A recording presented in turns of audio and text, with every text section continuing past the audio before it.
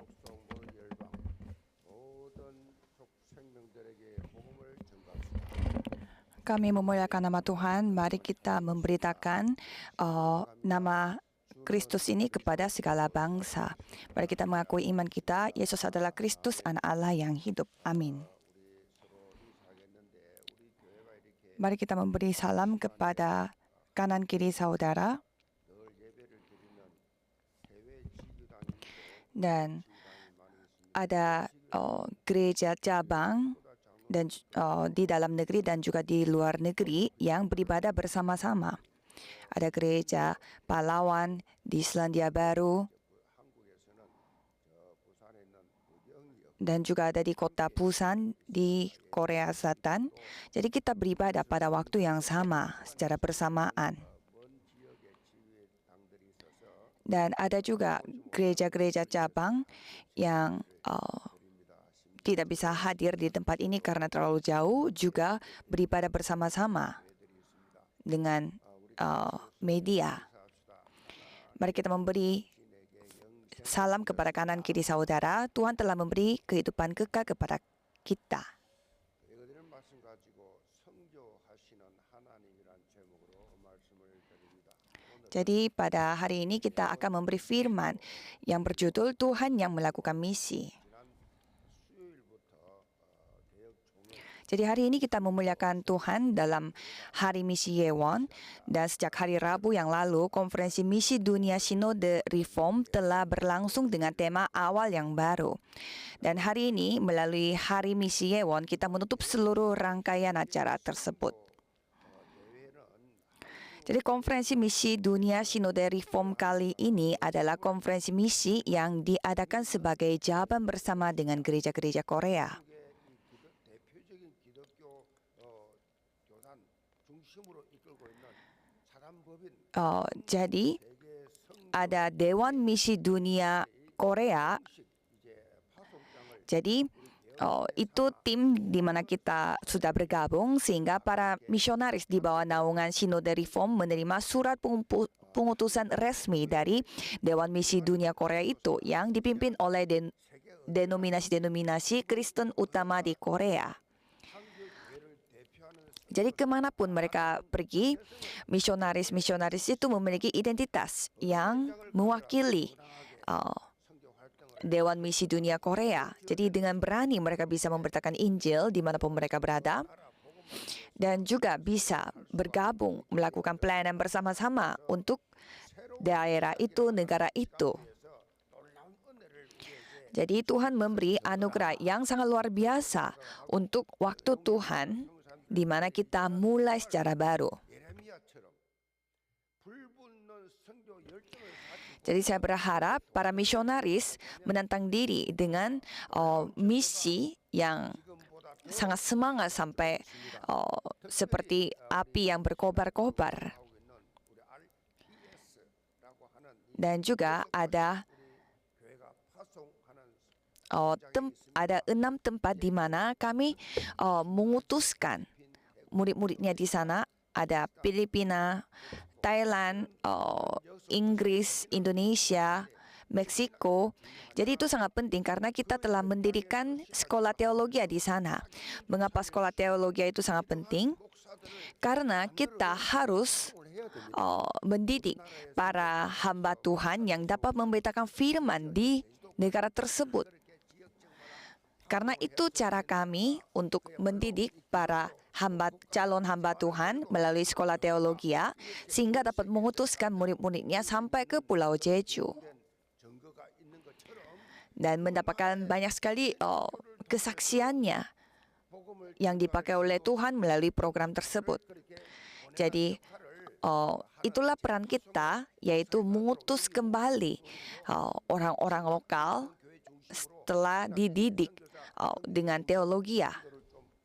Jadi tolong doakan untuk para misionaris untuk di ladang. 예원 선교주의를 지키는 것은 다른 이유가 Jadi tidak ada alasan lain untuk menjadikan hari ini sebagai Hari Misi Yewon.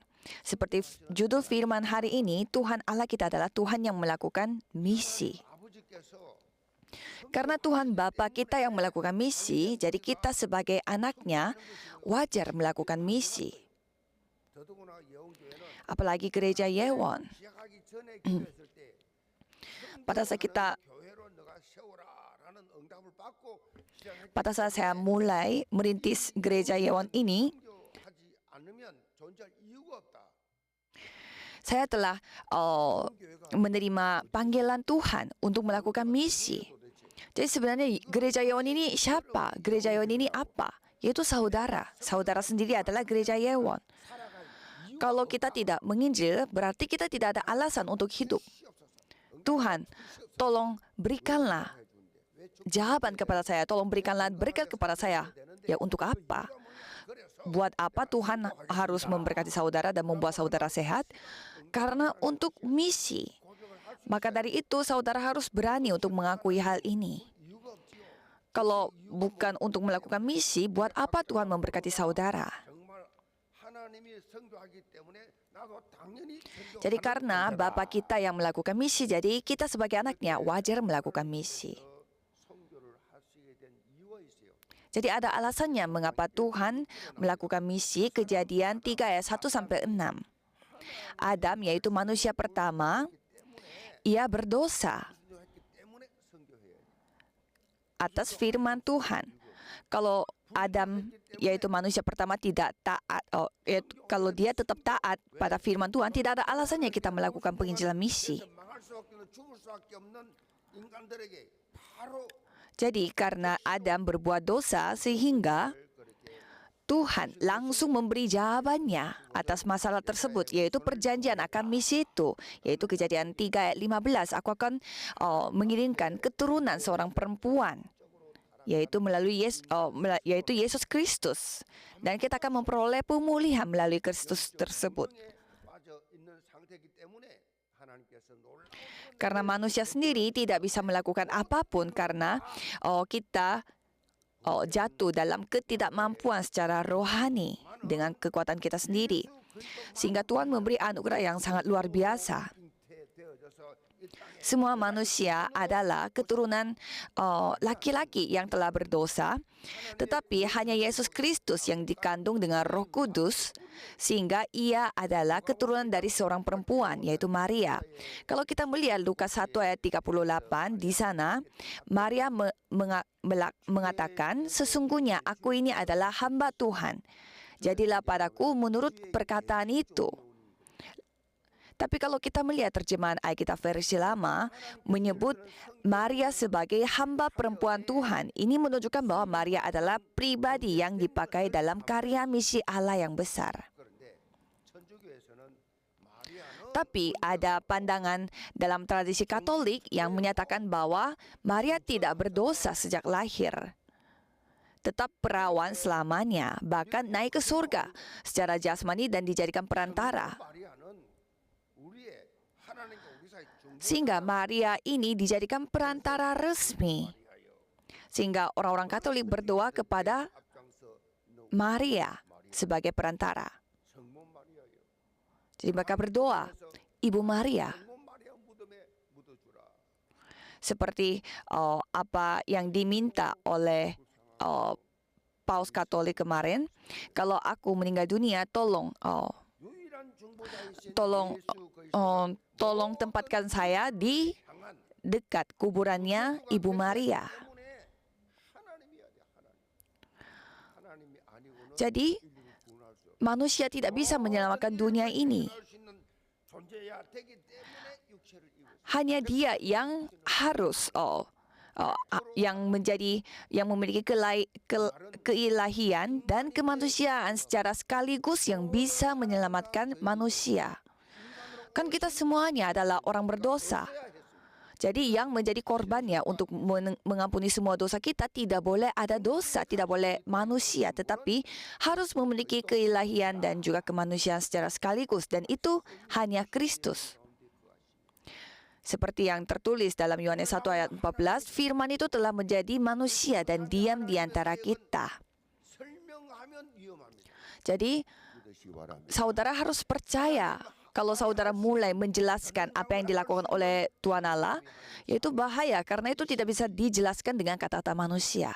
인간이 무슨 이해가 돼 가지고 믿어진다면 Kalau manusia harus mengerti akan sesuatu untuk mendapatkan sesuatu, ya berarti untuk apa kita beriman? Kalau keselamatan kita terima dengan iman kita. Jadi saya tidak percaya. Kok bisa? Bisa satu anak kecil yang membawa bekal, sedangkan ibu-ibu dan bapak-bapak tidak mempersiapkan bekal sama sekali, itu tidak masuk akal. Itu yang kata orang yang tidak percaya dengan mujizat Yesus, 2 roti, 2 ikan, 5 roti. Ya pasti ada cerita di balik itu lagi. Sehingga mereka tidak paham. Sehingga ada penjelasan yang dibuat oleh manusia supaya dipahami oleh manusia. Sebenarnya karya Tuhan itu tidak bisa dimengerti dengan pola pikir manusia. Jadi kita harus beriman. Jadi mengapa Tuhan memberi kehidupan kekal kepada kita? Di 2 Korintus 5 ayat 17-18 kita bisa melihat, jadi siapa yang ada di dalam Kristus, ia adalah ciptaan baru, yang lama sudah berlalu, sesungguhnya yang baru sudah datang. Dan semuanya ini dari Allah, yang dengan perantaraan Kristus telah mendamaikan kita dengan dirinya dan telah mempercayakan pelayanan perdamaian itu kepada kami.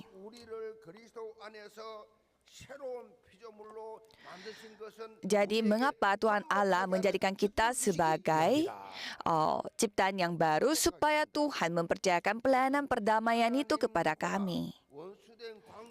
Artinya yang memulihkan kondisi yang sudah menjadi musuhan dengan Tuhan Allah. Dan jalannya hanya satu-satunya jalan itu adalah Yesus Kristus. Hanya melalui Yesus Kristus kita dapat dipulihkan dengan gambaran Allah.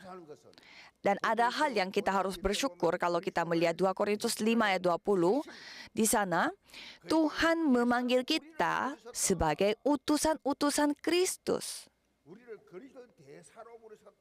Sebagai duta Kristus. Jadi pada saat kita melakukan penginjilan dan misi ini semua disebut kehidupan yang menggenapi kehendak Tuhan dan rencana Tuhan.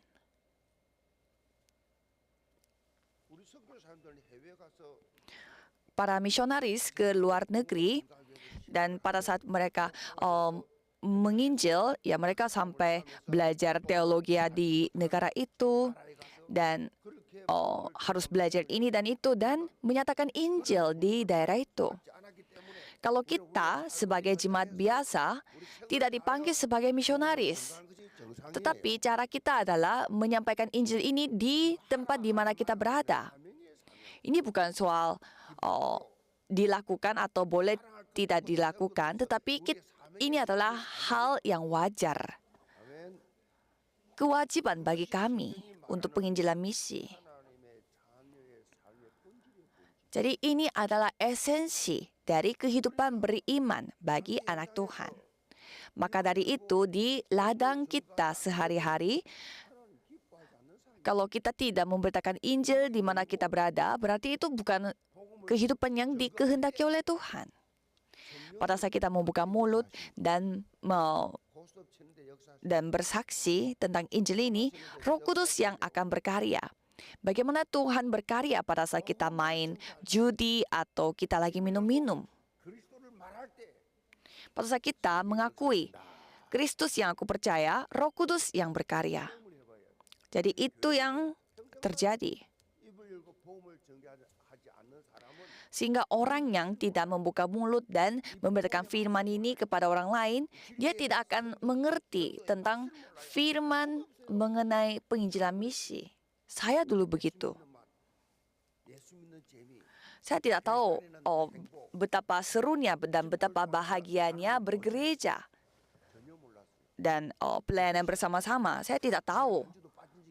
Padahal saya tidak pernah bolos ke gereja, tetapi selalu hatinya selalu hatinya itu tidak bersenang pada saat ke gereja karena itu sebuah kewajiban bagi saya.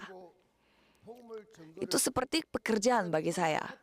Dan pada saat saya mulai membuka mulut saya dan menginjil, mulai saat itu, semua yang saya doakan dijawab oleh Tuhan.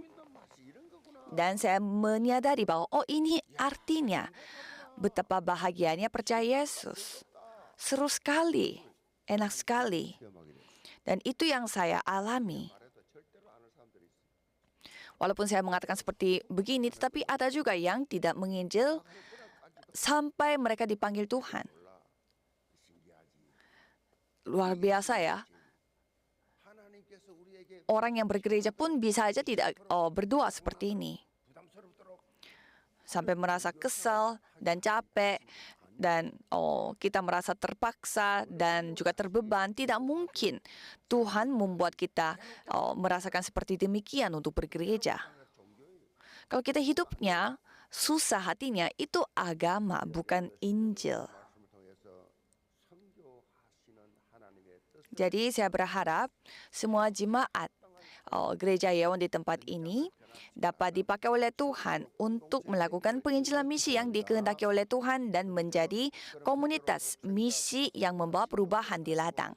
Subjudul pertama adalah pengutusan anaknya yang tunggal. Dari ayat 16, karena begitu besar kasih Allah akan dunia ini sehingga ia telah mengaruniakan anaknya yang tunggal supaya setiap orang yang percaya kepadanya tidak binasa, melainkan beroleh hidup yang kekal. Jadi, kalau kita melihat firman hari ini, di sana itu firman yang sangat dikenal oleh banyak orang dan memang ini dapat disebut sebagai intisari dari 66 kitab. Jadi katanya, dengan satu firman ini, orang yang telah meninggalkan Tuhan Allah bisa langsung dipulihkan identitasnya sebagai anak Allah. Maka dari itu, ini firman yang pertama yang harus dihafalkan kalau kita percaya Yesus. Mungkin ada juga orang yang tidak tahu semua firman, tapi kalau yang ini pasti tahu, yaitu Yohanes 3 ayat 16.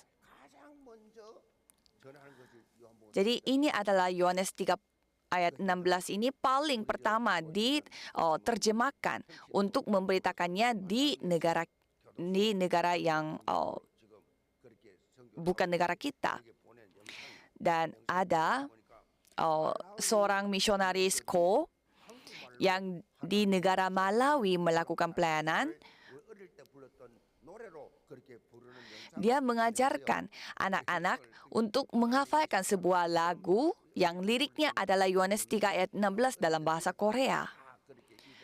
Karena itu lagu sekolah hari Minggu di mana semua anak-anak yang disuruh untuk menghafalkannya, itu lagunya.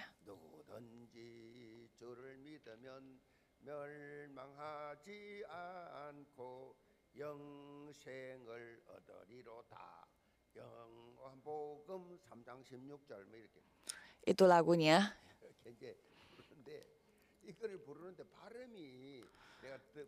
Dan pada saat saya mendengarkan anak-anak Malawi itu menyanyikan lagu pujian ini, ya, dan saya merasakan sangat lucu sekali anak-anaknya, walaupun pengucapan mereka itu tidak seperti orang lokal, tetapi saya sangat menghargai apa yang dilakukan oleh misionaris Ko.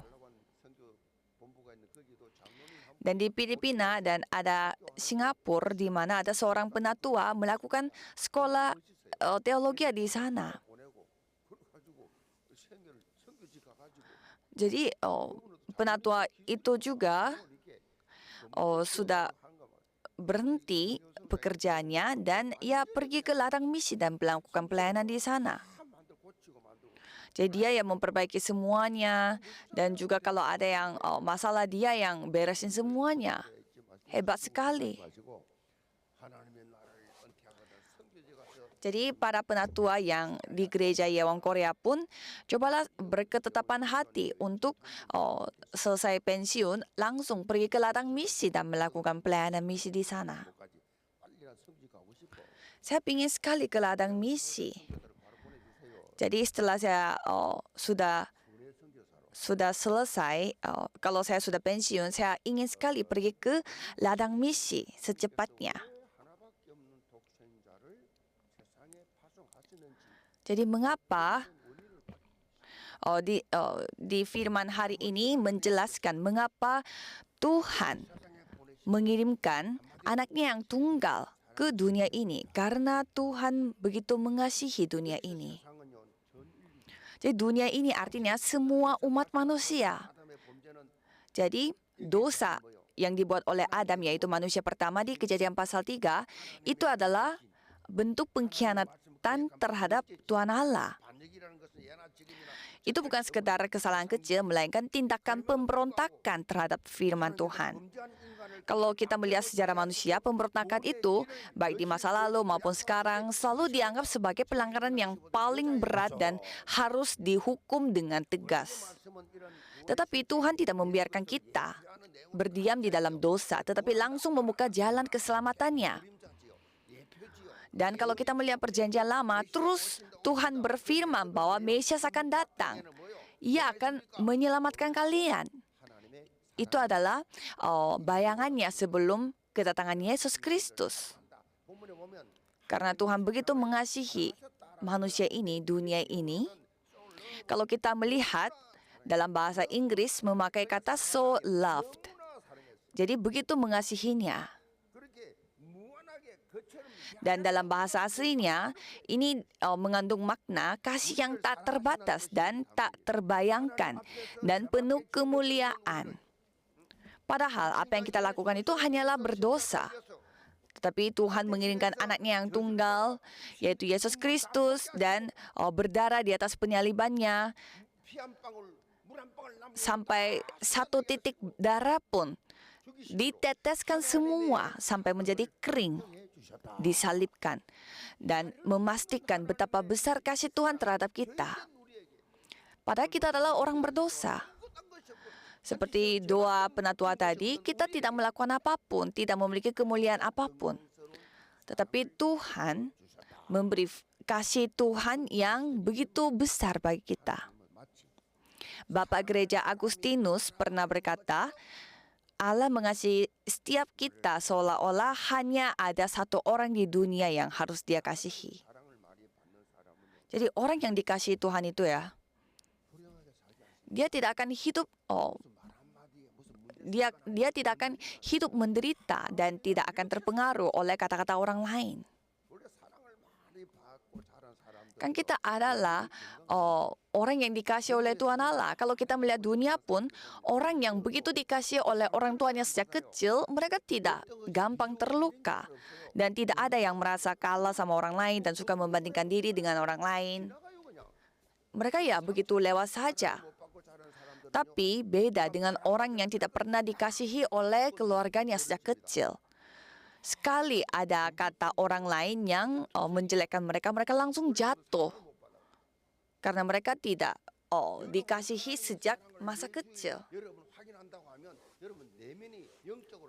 Kalau saudara melihat betapa besar kasih Tuhan secara internal dan juga secara eksternal, Tuhan akan membuat saudara menjadi kuat secara dalam dan luar, sehingga tidak terpengaruh oleh kata-kata manusia.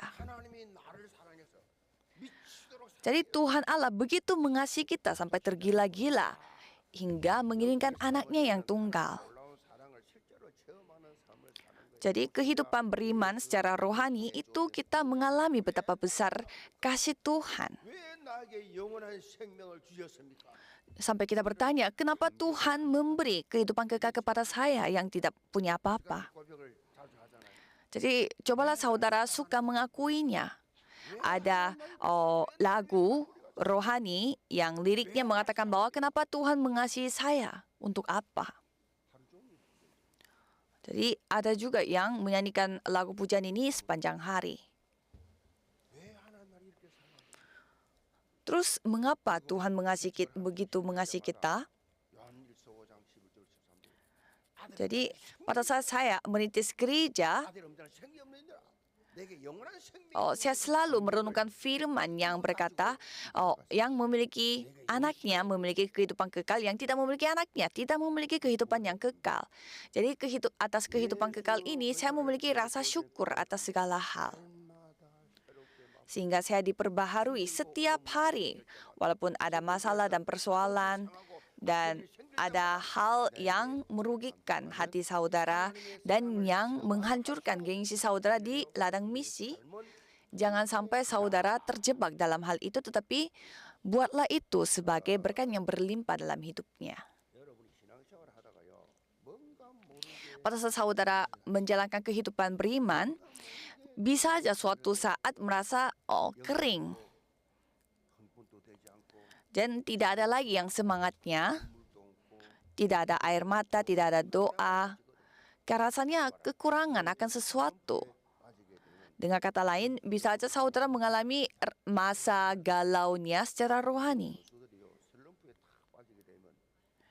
Kalau seorang atlet yang mengalami masa sulit, dia akan kembali melatih gerakan dasar. Jadi mereka akan kembali kepada gerakan dasar yang biasa mereka belajar pada saat masih kecil.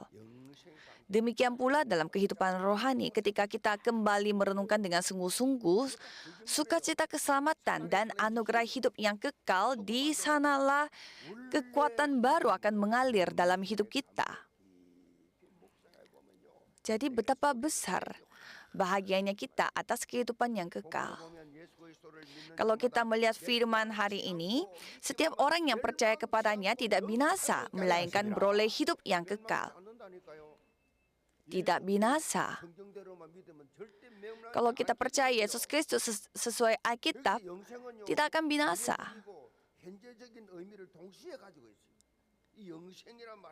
Jadi kehidupan yang kekal ini memiliki maksud untuk masa sekarang dan masa depan. Jadi bukan hanya masa depan saja yang kita hidup selama-lamanya, tetapi sekarang pun kita dalam kondisi yang hidup. Maka dari itu sekarang, hari ini kita harus menikmati hidup kita yang hidup ini.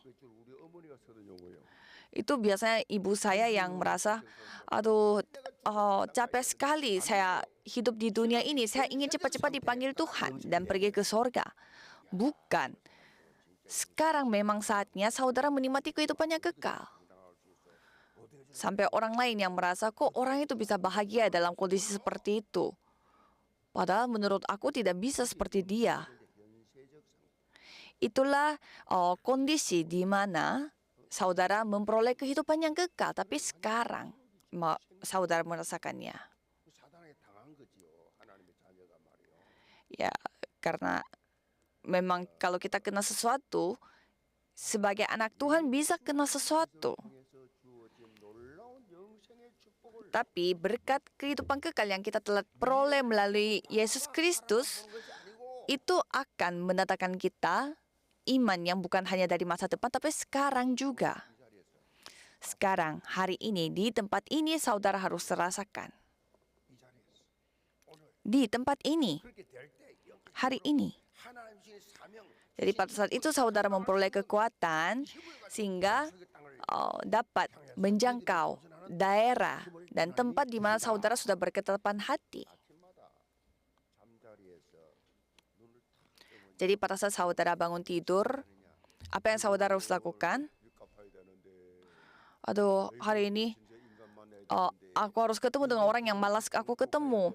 Aku harus ke kantor lagi. Aku harus cari uang lagi untuk bayar utang. Jangan. Pada saudara bangun tidur, buka mata, langsung nikmati dulu kehidupan kekal saudara. Aku adalah anak Tuhan yang hidup kekal. Sehingga itu akan menjadi titik mulai yang baru, yang baik bagi saudara untuk memulai hari. Hanya Kristus, hanya kepenuhan Roh Kudus dan hanya kesatuan Roh Kudus. Jadi pengakuan dengan rasa syukur, jangan saudara lupa, pikir sekali saja sudah cukup. Tidak ada orang yang tidak punya masalah. Tidak ada orang yang tidak punya kekhawatiran. 가지고 사는 한 이 땅에서 모든 문제 사건 이거 Jadi kita hidup di dunia yang memang fokusnya pada jasmani. Jadi memang pasti banyak masalah-masalah yang akan datang kepada kita. 여러분의 이 많은 은혜가 다릅니다. Jadi jangan lupa, 사람들 몰라요. orang-orang dunia mereka tidak tahu. 중추신경이 모든 신경을 지배한다. Jadi kita harus mengetahui hal ini. 중추신경이 그래서요. Dan memang secara sains juga katanya pusat bahasa dalam otak manusia memiliki pengaruh besar terhadap seluruh sistem saraf. Jadi itulah sebabnya setiap kali kita mengucapkan syukur dan mengakui sukacita keselamatan, seluruh sistem saraf kita ikut teraktivisasi. 생자를 파송하셔서 우리에게 구원을 주시기 위해서 행하신 하나님의 놀라운 Jadi mari kita 사실 품고 memiliki misi yang Tuhan telah berikan kepada kita untuk memperoleh kehidupan kita, sehingga kita membawa perubahan di ladang kita, bisnis kita, dan pelayanan kita. Subjudul kedua adalah tujuan dari pengutusan, ayat 16 dan 17. Karena begitu besar kasih Allah akan dunia ini, sehingga ia telah mengaruniakan anaknya yang tunggal, supaya setiap orang yang percaya kepadanya tidak binasa, melainkan beroleh hidup yang kekal. Sebab Allah mengutus anaknya yang ke dalam dunia bukan untuk menghakimi dunia, melainkan untuk menyelamatkan oleh Dia. Jadi, yang paling penting dalam kehidupan beriman kita adalah mengetahui kehendak dan rencana Tuhan. Ada orang yang lumayan pintar, dia suka memakai pemikirannya dia. 제 생각은 다른데요. Dia tidak mencari kehendak Tuhan. Kita harus ketahui dulu apa maksudnya kehendak Tuhan dan rencana Tuhan. Jangan sampai kita salah paham terus dan mengambil arah yang salah sehingga tidak bisa dibimbing oleh Roh Kudus. Mengapa anak Tuhan tidak lancar hidupnya? Karena mereka tidak dibimbing oleh Tuhan. Sehingga mereka terus merusak, dan mereka terus menyakiti hati Tuhan. Itu bukan kehendak Allah. 오래 할수록 기도 오래 할수록 그런 사람 하나님 마음 더 아프게. Dan orang yang tidak tahu kehendak Allah, semakin banyak dia berdoa, dia akan semakin menyakiti hatinya Tuhan. 심판하는 것이 아니라 Jadi, apa tujuan Tuhan untuk untuk mengutus Yesus Kristus ke dunia ini? Bukan untuk menghakimi dunia ini, tetapi untuk menyelamatkan kita. 여러분 망하는 것이 아니에요.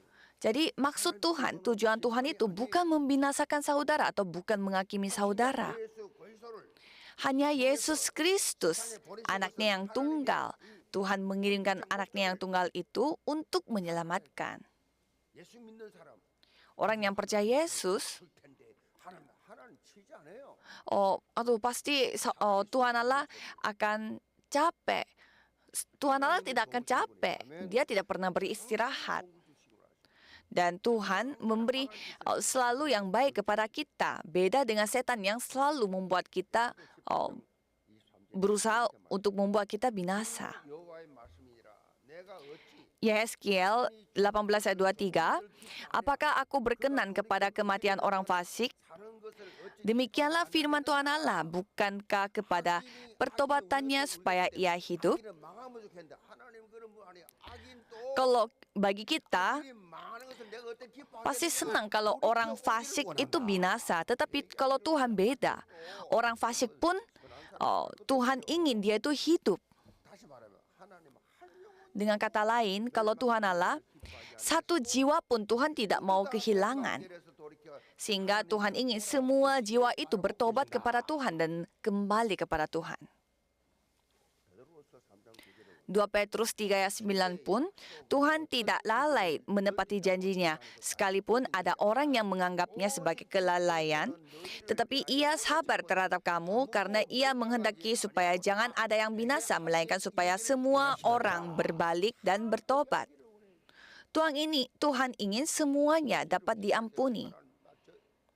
Pada saat saudara berdoa, 그 기도는 마귀가 kalau saudara berdoa, Tuhan saya benci sama orang itu, saya ingin orang itu jadi binasa dan hancur. Kalau itu bukan doa yang dikehendaki oleh Tuhan. Tetapi berdoalah, Tuhan saya benci orang itu, tetapi kan Tuhan mengasihi semua jiwa. Tolong berkatilah orang itu supaya dia kembali kepada Tuhan. Seperti itu.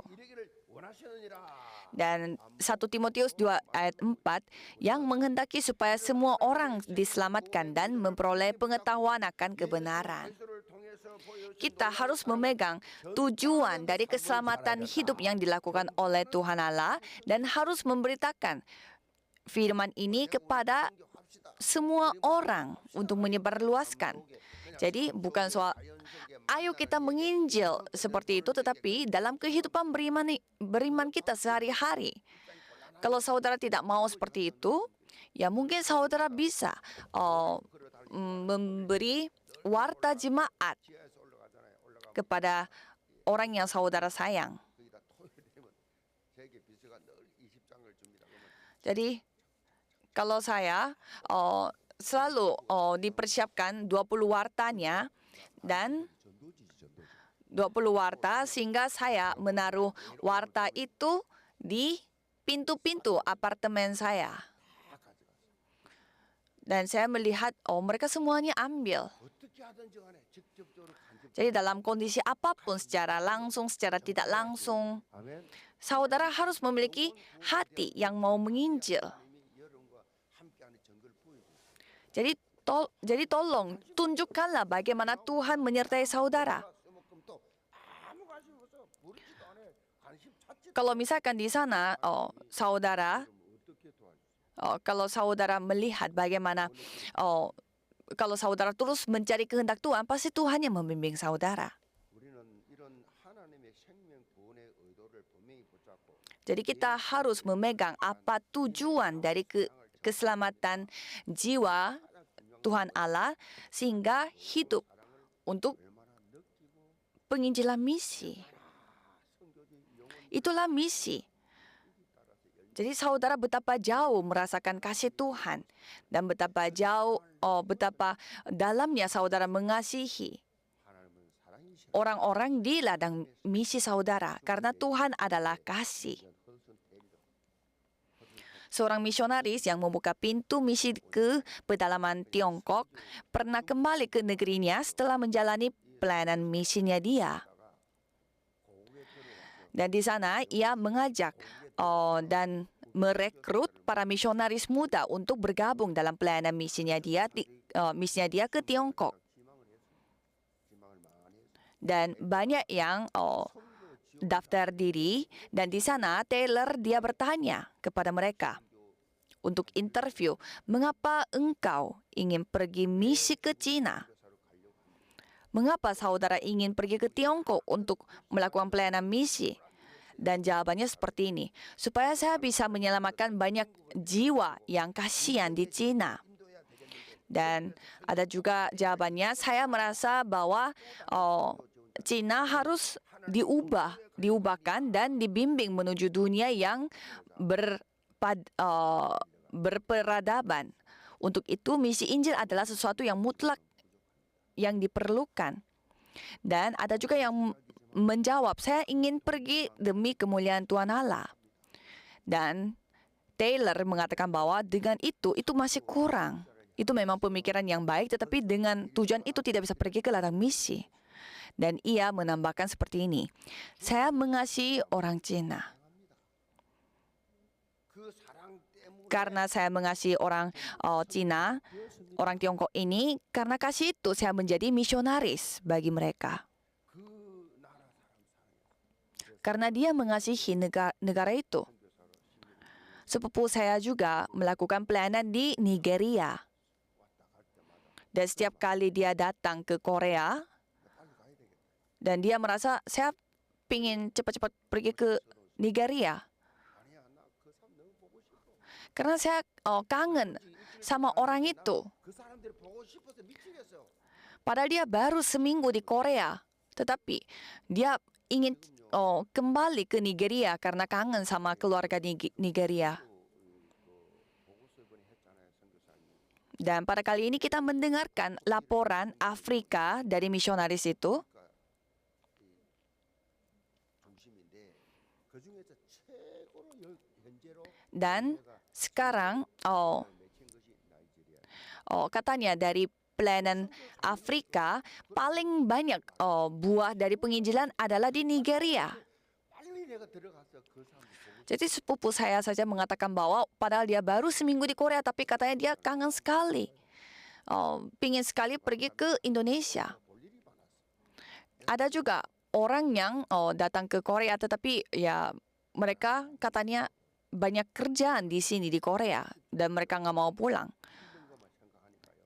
Ya, itu artinya mereka tidak mengasihinya karena mereka merasa capek dan lelah kalau pergi ke ladang misi. 그 사랑 때문에 선교사가 되었다. 그런 되면요 당시에 Dan Taylor, misionaris Taylor ini 어떤 demi menjangkau jiwa-jiwa di Tiongkok yang saat itu masih berada di bawah dinasti 복장을 그래 dinasti Qing. Di sana ia bahkan memotong rambutnya menjadi gaya kuncir khasnya Qing gitu dan mengenakan pakaian tradisional Tiongkok. 허슨 테일러 묘비에 이런 글이 적혀 있습니다. Dan begitu itu caranya dia untuk kerendahan hati dan penyesuaian budaya yang dalam demi bisa lebih dekat dengan rakyat Tiongkok. Dan katanya di batu nisan Taylor yang terletak di Shanghai, Tiongkok, tertulis kata-kata berikut. Jika saya memiliki 1.000 pound emas, semuanya saya akan pakai untuk persembahan Tiongkok. Dan jika saya memiliki 1.000 nyawa, tidak satu pun saya simpan. Semuanya akan saya berikan untuk rakyat Tiongkok. Jadi begitu besar kasih Tuhan. Kasihnya terhadap orang-orang Tiongkok. Kan kita tahu juga misionaris yang masih umurnya 25 tahun datang ke Korea dan memberi misi ini. Kalau kita pergi ke ladang misi, ya kita harus mati di sana, di ladang misinya. Seperti para misionaris yang membawa misi ini ke Korea. 사도 바울 또 데살로니가서 2장 8절 이렇게 고백합니다. Jadi Rasul Paulus juga mengakuinya seperti di 1 Tesalonika 2 ayat 8. Demikianlah kami dalam kasih sayang yang besar akan kamu, bukan saja rela membagi Injil Allah dengan kamu, tetapi juga hidup kami sendiri dengan kamu karena kamu telah kami kasihi. 목숨까지도 줄 수 있는 십자가 사랑, 아가페 사랑 가지고 Jadi kasih 성교 현장을 penyaliban, kasih salib yang kita bisa memberi nyawa kita, kita harus melihat ladang misi kita. 미전도 종족들에게 Dan orang-orang multietnis yang sudah ada 2,6 juta orang yang di Korea, kita harus menjangkau mereka 전파하면서 dan memberitakan kasih Tuhan melalui Yesus Kristus. 이들과 함께 Jadi dengan mereka kita melakukan pelayanan bersama-sama. Dan saya memberkati seluruh jemaat gereja Yewon dapat melakukan pelayanan bersama dengan para misionaris itu.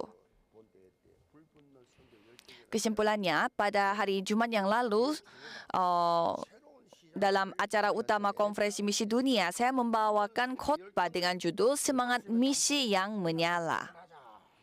Seiring dengan mulainya langkah baru kita dengan sinode reform, kita diajak untuk memiliki semangat misi yang menyala seperti yang dimiliki oleh Nabi Yeremia. 이라고 하는데 헬라어로 Dan dalam bahasa Inggris, kata semangat ini atau antusiasme ini berasal dari kata enthusiasm yang akarnya adalah dari bahasa Yunani, yaitu entheos yang artinya di dalam Allah. 기뻐질수록 Jadi artinya semangat sejati bukan berasal dari kehendak atau kekuatan diri kita sendiri, melainkan muncul secara alami ketika kita hidup dalam kesadaran bahwa kita ada di dalam Tuhan.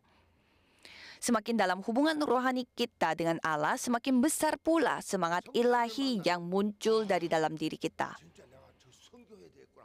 내 성교 못 가더라도 Kalau untuk misi, 인생이 돼야 되겠구나. walaupun saya tidak pergi ke ladang misi, saya ingin sekali hidup saya itu dipakai oleh misi. Jadi sampai semangat itu harus kita miliki. 모든 성교사들이 싹 다 모든 기관에 다 지금 메시지하고 Jadi pada hari ini, 설교할 거예요. pada 안 하려고 그랬어요, pada hari ini misionarisnya itu yang akan memberi firman. 않는다 그래서 할 수 없이 허하다 해서 Jadi sebenarnya saya hari ini juga tidak mau memberi firman karena saya ingin semua jemaat mendengarkan firman dari misionaris. Tapi sayangnya ada juga jemaat yang kangen sama firman saya. Jadi saya hanya memberi firmannya itu untuk sesi kedua ini saja dan para misionaris yang akan masuk ke setiap departemen. Dan mereka akan memberi firmannya dan membahas tentang ladang mereka. 안 계시지만 선교사가 어디 후원 좀 받을 데 없나. Ada juga misionaris yang kayak mencari donasi atau mencari bantuan dari orang lain. Apakah itu misionaris? Itu hanya pebisnis. Apakah itu pelayanan misi yang dikehendaki oleh Tuhan? Ya, kalau pelayanannya seperti demikian, pasti hidupnya susah sekali. Karena itu bukan kehendak Tuhan Allah, hanya berpura-pura saja. 속을 다 꿰뚫어 보이시는데 Kan Tuhan mengetahui apa isi dari hati kita. 하나님과 영적 소통이 깊어지면 깊어질수록 Jadi semakin dalamnya kita komunikasi dengan Tuhan Allah secara rohani, pasti kita memiliki semangat untuk menjangkau jiwa-jiwa. 그래 뭐요 자연스럽게 약속 Kalau gitu, secara alami kita akan mendapatkan tanah yang dijanjikan oleh Tuhan. Jadi saya berharap saudara semua jemaat gereja Yewon membentuk komunitas misi yang sesuai dengan Alkitab. Mari kita berdoa.